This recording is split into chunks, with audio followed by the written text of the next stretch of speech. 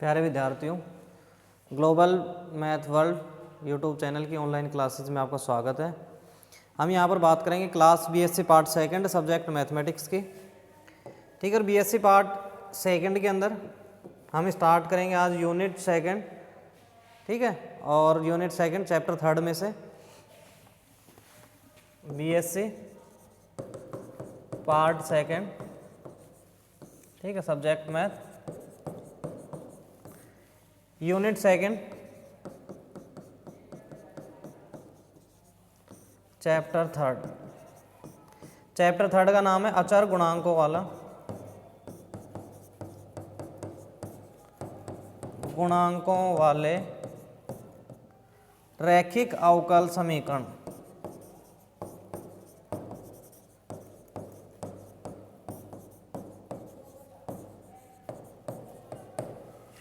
अचर गुणांकों वाले रैखिक अवकल समीकरण।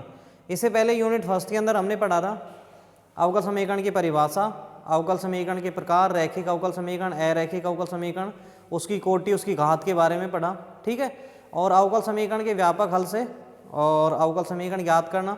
उसके बाद में हमने प्रथम कोटि में प्रथम घात के अवकल समीकरण पढ़े, mdx + ndy बराबर 0 रूप के।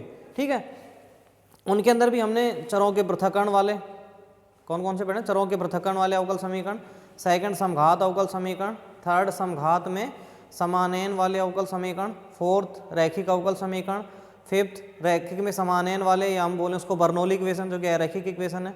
ठीक है, उसके बाद में बात करें तो यथार्थ अवकल समीकरण, एग्जैक्ट डिफरेंशियल इक्वेशन। यहाँ तक आपको एक क्वेश्चन लगभग कंप्लीट क्वेश्चन इसमें से मिल जाएगा। यूनिट सेकंड की हम बात करें तो चैप्टर थर्ड इसमें हम पढ़ रहे हैं, चैप्टर सेकंड और थर्ड ये इसके अंदर इन्वॉल्व हैं। तो पहले थर्ड चैप्टर स्टार्ट करते हैं, अचर गुणांकों वाले रैखिक अवकल समीकरण। तो देखो यहाँ पर इस वर्ड को छोड़ दे, अचर गुणांकों वाले, तो ये जो वर्ड है ना रैखिक अवकल समीकरण, ये तो हमारा पढ़ा हुआ है यूनिट फर्स्ट के अंदर भी। तो किसी भी अवकल समीकरण को रैखिक अवकल समीकरण कब कहेंगे? अवकल समीकरण में विद्यमान आश्रित चर और उसके अवकल गुणांक, उनकी घात क्या नहीं होनी चाहिए, एक से ज़्यादा नहीं होनी चाहिए। नंबर 2 बात, वो आपस में कहीं गुणित नहीं होने चाहिए। या हम केवल अवकलजों की भी बात करें तो वो भी आपस में गुणित नहीं होने चाहिए। वो अवकल समीकरण कैसे कहलाते हैं? रैखिक अवकल समीकरण। जैसे हमने प्रथम कोटि में प्रथम घात के रैखिक अवकल समीकरण की बात की, किस टाइप का? dy/dx प्लस pxy बराबर qx। ये स्टैंडर्ड इक्वेशन है first order linear differential equation का, प्रथम कोटि के रैखिक अवकल समीकरण का मानक रूप है। ठीक है, यानी जनरल इक्वेशन है ये प्रथम कोटि के रैखिक अवकल समीकरण की। यहाँ पर हमें कोटि तो नहीं दे रखी कि कितने कोटि का, हम जनरली n कोटि के अवकल समीकरण की बात कर लेंगे। और साथ में कैसे? अचर गुणांक वाले। यहाँ जो गुणांक आ रहे हैं ना वो x के फलन आ रहे हैं यहाँ, या px या तो x का फलन है या अचर है। अगर ये यहाँ पर अचर आ जाए तो ये समीकरण भी कैसा आएगा? अचर गुणांकों वाला रैखिक अवकल समीकरण। तो सबसे पहले हम रैखिक अवकल समीकरण की डेफिनेशन लिखें।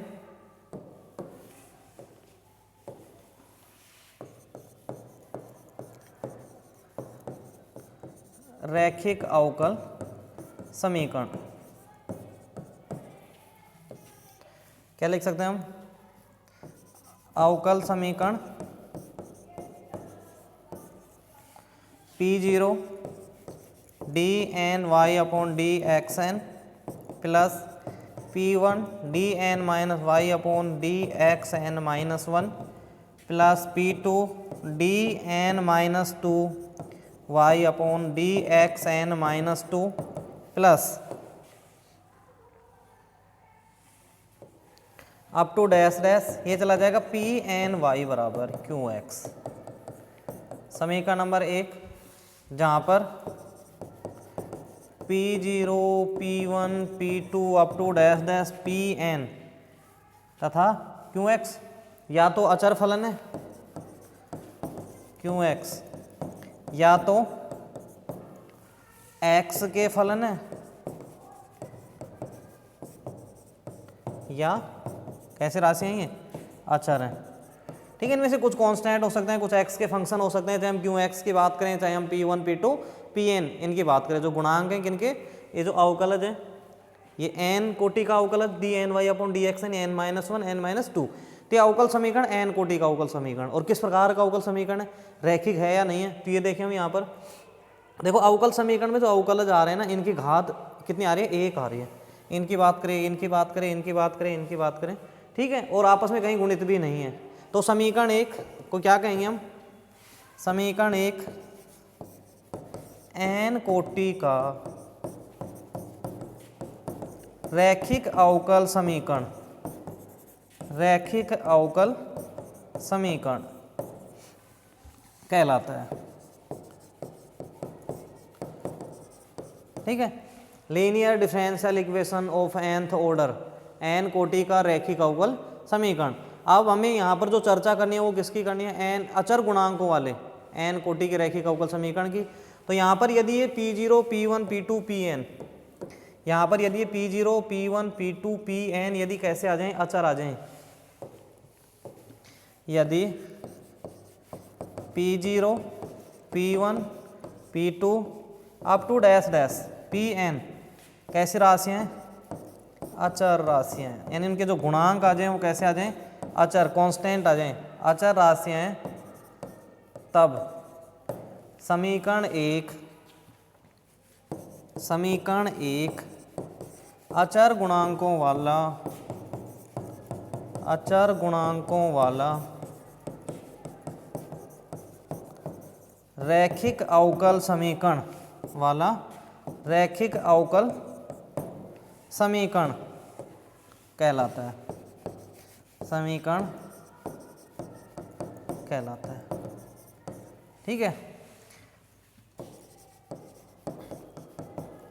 अर्थात जो इक्वेशन कुछ इस टाइप का आ जाए, a0 dny upon dxn plus a1 dn minus y upon dxn minus 1 plus a2 dn minus 2y upon dxn minus 2 plus up to dash dash any बराबर qx, जहाँ पर a0, a1, a2, an ये कैसी राशियाँ हैं? अचर राशियाँ हैं, ठीक है। तो ये अवकल समीकरण हो गया n कोटि का अचर गुणांकों वाला रैखिक अवकल समीकरण, ठीक है। अचर गुणांकों वाला n कोटि का रैखिक अवकल समीकरण। अब इस अवकल समीकरण को हमें क्या करना है? इसके अंदर सोल्व करना है, इस अवकल समीकरण को सोल्व करना है, इसका व्यापक हल निकालना है, ठीक है। सबसे पहले इस अवकल समीकरण को हम इस प्रकार से इसको शॉर्ट फॉर्म के अंदर लिखेंगे, कैसे कि d अपॉन डी एक्स, यहाँ पर जो d अपॉन डी एक्स कहाँ में आ रहा है? d अपॉन डी एक्स, इसकी जगह पर क्या लिख देंगे हम? कैपिटल D, जो क्या है यहाँ पर? डिफरेंशियल ऑपरेटर, अवकल संकारक, अवकल संकारक। अगर हम इसको जनरली बात करें तो dn अपॉन dxn, इसको लिख देंगे dn, ठीक है। तो समीकरण किस रूप में आ जाएगा? ये वाला equation a0 dny plus a1 dn minus 1y plus a2 dn minus 2y plus up to dash dash any बराबर qx, ठीक है। और इस कंप्लीट को भी यदि हम ऐसे इस प्रकार से लिखें, a0 dn plus a1 dn minus 1 plus a2 dn minus 2 plus up to dash dash any बराबर qx, ठीक है। देखो यहाँ पर हम चाहते थे लिख सकते थे कि a0 a1 a2 कैसी राशियाँ हैं? ये a0 a1 a2 up to dash dash an कैसी राशियाँ हैं? अचर राशियाँ हैं, ठीक है। तभी तो ये इक्वेशन कैसा है? अचर गुणांकों वाला रैखिक अवकल समीकरण। तो सबसे पहले इसको इस फॉर्म के अंदर कन्वर्ट करेंगे, कौन सी? d अपॉन डी एक्स की जगह पर कैपिटल D रखेंगे, जो अवकल संकारक है, ठीक है। इसको फंक्शन ऑफ d लिख सकते हैं। ये कंप्लीट क्या है? एक बहुपद देख रहे हैं हमें d का, तो इसको फंक्शन ऑफ d लिखें, function of d into y बराबर qx। दिया गया समीकरण इस रूप का आ जाएगा, function of d into y बराबर qx, समीकरण नंबर 3, ठीक है। यानी जो दिया गया समीकरण है अचर गुणांकों वाले रैखिक अवकल समीकरण, उसको हम कुछ इस प्रकार से लिख सकते हैं। अब यहाँ पर जो हमने अवकल संकारक काम में लिया है d, क्या काम में लिया है? अवकल संकारक d। ये कौन कौन सी प्रॉपर्टियाँ क्या करेगा? सेटिस्फाई करेगा। और कौन सी प्रॉपर्टी सेटिस्फाई? यानी जो बीजगणित की जो भी प्रॉपर्टी है ना, जो मोस्टली जो 3 प्रॉपर्टियाँ, उनमें से कौन सी प्रॉपर्टी सेटिस्फाई करता है? अगर हम बात करें बंटनता के नियम की, हम बात करें क्रम विनिमयता की, हम बात करें घातांक वाले नियम की, ठीक है। तो इनमें से कौन से नियम को तो ये सेटिस्फाई कर सकता है और कौन से को नहीं करता ये, ठीक है। तो इनके बारे में भी एक चर्चा कर लेते हैं। अगर हम पहले बंटन नियम की बात करें, किसकी बात करें, बंटन वाले नियम की, तो डी बंटन नियम को क्या करेगा, फॉलो करेगा। कैसे, देखो, अगर हमें differentiation of u plus v लिखना है, u और v कोई x के फंक्शन है, तो इसको हम differentiation of u plus differentiation of v लिख सकते हैं। ये तो बंटन नियम। सेकेंड हम बात करें घातांक वाले नियम की।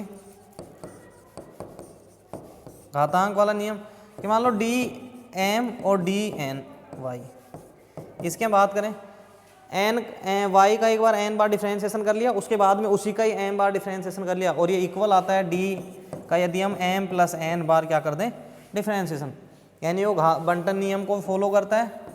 और जो इसका घातांक वाला नियम है, इसको भी ऑपरेटर जो अवकल संकारक डी है वो सेटिस्फाई करता है। उसके बाद में हम आगे बात करें थर्ड जो प्रॉपर्टी है इसकी, क्रम विनिमयता। क्रम विनिमयता, अगर हमने लिख दिया डिफ्रेंसिएशन ऑफ एक्स वाई या यू वी, चलो हम बात कर लेते हैं differentiation of u into v बराबर, क्या कभी u into differentiation of v बराबर होंगे? क्या ऐसा हम लिख सकते हैं? नहीं, ये तो इसके बराबर आएगा, किसके, plus v into differentiation of u, ये दोनों टर्म होंगे तभी तो बराबर होगा। अगर हम यहाँ तक ही लिख करके छोड़ दें इसको और कहें कि भाई ये क्रम विनिमय नियम हो गया ना, भाई d और u का हमने क्या कर दिया, क्रम चेंज कर दिया थोड़ी देर के लिए, तो क्या ये इस नियम को फॉलो कर रहा है? नहीं कर रहा, क्योंकि ये टर्म और आनी चाहिए, ठीक है। और ये टर्म कब नहीं आएगी, जब u कैसी राशि हो, कॉन्स्टेंट रहे, तो ये बंटन क्रम विनिमय नियम का पालन नहीं करता है। इसलिए ये केवल और केवल किस स्थिति में करेगा, जब differentiation of c into you हमें दिया गया, यानी एक अचर दे रखा हो तो c बाहर आ जाएगा इंटू डिफ्रेंसिएशन ऑफ u। इस टाइप से हम इसको क्या कर सकते हैं, लिख सकते हैं। यानी अगर यहाँ पर u कांस्टेंट हो या v कांस्टेंट, इनमें से एक कांस्टेंट होता तो क्रम विनिमय नियम का क्या कर लेता, ये पालन कर लेता, ठीक है। तो ये तो d के जो अवकल संकारक है, ऑपरेटर है, उसकी प्रॉपर्टियाँ देखी हमने। अब हम नेक्स्ट बात करें तो function of d into y बराबर क्यों एक्स, इसको सोल्व करने के बारे में, ठीक है।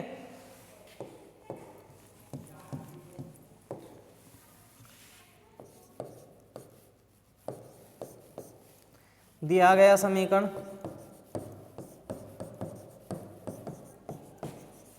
कौन सा समीकरण आएगा, function of d into y बराबर क्यों एक्स, ये दिया गया समीकरण। समीकरण नंबर यदि इसको हम 1 से लिखें, इसका जो व्यापक हल आएगा, इसका व्यापक हल, इसका व्यापक हल y बराबर पूरक फलन प्लस विशिष्ट समाकलन, पूरक फलन प्लस विशिष्ट समाकल,